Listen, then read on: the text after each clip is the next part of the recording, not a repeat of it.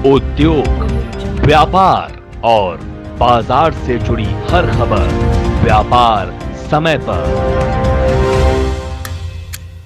मैं हूं आपके साथ अश्विन यात्री और वक्त हो चला है टॉप 10 न्यूज बुलेटिन का। तो चलिए बिना देरी करते हुए शुरू करते हैं खबरों का सिलसिला। देश के किसानों पर 16 लाख करोड़ से अधिक का कर्जा। देश के किसानों पर 16.80 लाख करोड़ रुपए का कृषि कर्ज बकाया है। लोकसभा में वित्त राज्य मंत्री भागवत कराड़ा ने ये जानकारी दी। उन्होंने बताया कि तमिलनाडु में करीब 1.64 करोड़ किसानों के खातों पर 1.79 लाख करोड़ का कृषि कर्ज बकाया है। सरकार ने ये भी स्पष्ट कर दिया है कि वो कृषि ऋण माफ़ करने नहीं जा रही है। कराड़ा ने बताया कि सरकार के पास कृषि ऋण माफ़ करने का कोई प्रस्ताव विचाराधीन नहीं है। दरअसल तमिलनाडु के करूर से सांसद एस ज्योतिमणि ने राज्यवार किसानों पर बकाया कृषि ऋण की जानकारी मांगी थी। BIS ने दी ज्वेलरों को राहत। ज्वेलरों के लिए राहत वाली खबर है। जानकार सूत्रों से मिली जानकारी के अनुसार BCES ने 4 अंकों की हॉलमार्किंग की स्टॉक घोषणा की तारीख 15 अगस्त 2021 तक बढ़ा दी है।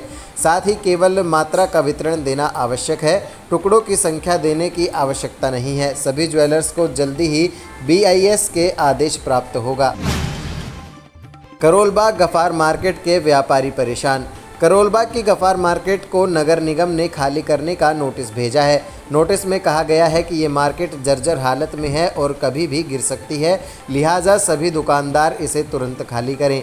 इसके बारे में व्यापारियों का कहना है कि हमें बेवजह परेशान किया जा रहा है और वजह बताई जा रही है इमारत जर्जर हो गई है। बिल्डिंग तो खस्ता हालत कई सालों से है, पर जब ये बिल्डिंग बनी थी तब दुकान 99 साल की लीज पर दी गई थी, यानी कि ये 99 साल तक दुकान आपकी होगी। लेकिन अब 40 साल में ही बिल्डिंग का खस्ता हाल हो गया है, जिसकी सज़ा जो जिम्मेदार है उनको दी जानी चाहिए और जो दुकानदार बैठे हैं उनको भी किसी प्रकार की राहत मिलनी चाहिए। ज्वेलरी पर हॉलमार्किंग की जगह इंडिया मार्क करने की मांग। भारतीय उद्योग व्यापार मंडल के राष्ट्रीय महासचिव ध्रुव अग्रवाल ने सरकार से मांग की है कि ज्वेलरी पर हॉलमार्क की जगह इंडिया मार्क किया जाए, जो सिर्फ निर्यात वाली ज्वेलरी पर ही लागू हो। उन्होंने कहा कि हॉलमार्क ज्वेलरी कानून लागू ही करना है तो फिर फिलहाल इसे केवल महानगरों या 10 से 12 बड़े शहरों में ही लागू किया जाए। उन्होंने कहा कि इस नियम को लागू हुए 1 महीने से ज़्यादा हो गया है, लेकिन अभी तक ज्वेलर अपना पूरा स्टॉक हॉलमार्क नहीं करा पाए हैं। हॉलमार्क सेंटरों पर 10 दिन से अधिक की वेटिंग चल रही है। ऐसे में ज़बरदस्ती कानून को लादने का कोई फ़ायदा नहीं है। हॉलमार्क सेंटरों की कमी के चलते ज्वेलर काफ़ी परेशान हैं और 50% ज्वेलरों ने काम बंद करने का मन बना लिया है। नॉर्थ ईस्ट दिल्ली के मार्केट कमला नगर में अब कोरोना गाइडलाइन का पालन पूरी तरह किया जा रहा है। सड़क पर भीड़ कम होने की वजह से हाल ही में कोरोना गाइडलाइन का पालन न होने से 2 बार इस मार्केट को DM द्वारा बंद कर दिया गया था। मार्केट के दुकानदारों का कहना है कि अब कमला नगर मार्केट में सड़कों पर भी इतनी भीड़ दिखाई नहीं दे रही है। आप तस्वीरों में देख सकते हैं कि किस प्रकार सड़कों पर भीड़ नदारद है।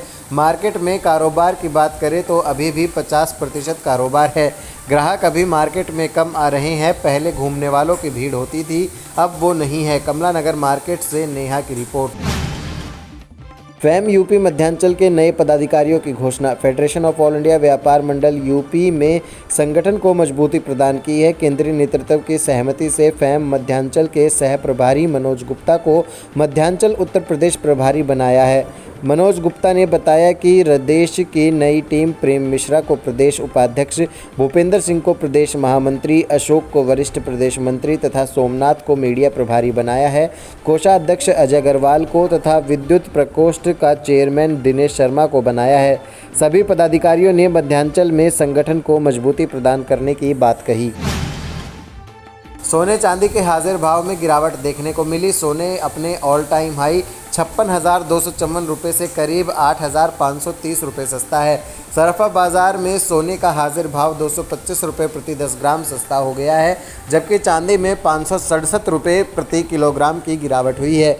मंगलवार को सोमवार के मुकाबले 24 कैरेट गोल्ड की औसत कीमत अब 47,724 रुपये रह गई है।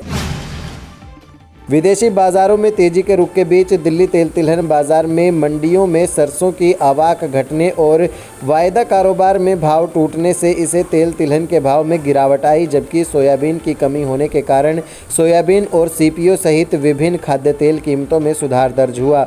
बाजार सूत्रों ने बताया कि शिकागो एक्सचेंज में 0.5% और मलेशिया एक्सचेंज में 1% तेजी थी।